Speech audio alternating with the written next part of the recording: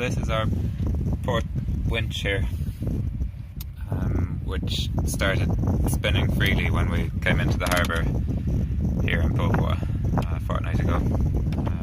So we're having a look at it now. Mo serviced the pawls at the top here, and greased all the rollers before we left Southtown. But these are Lumar 43 winches. They're original to the boat, so nearly 40 years old, and the only way you can properly service them is by unscrewing them and taking them off, because there's a circlip inside the base, which lets you lift out the whole assembly.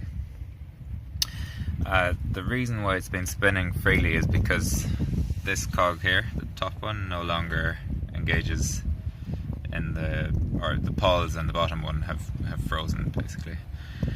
So the usual way to service that would have been to remove the winch and punch out the axle that these two spin on.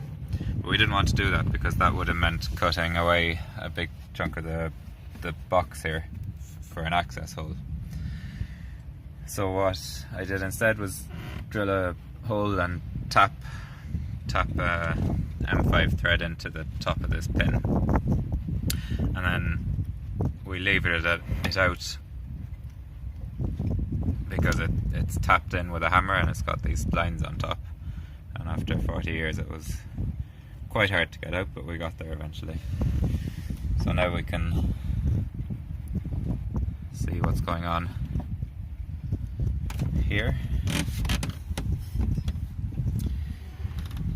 So these pawls here are meant to engage inside there, and they're both frozen. So we'll there. One and the other one is very stiff. So we're going to give them a diesel bath and then some oil and some grease on the cogs, and then it should be like new again without having to grind or do any fiberglass repairs.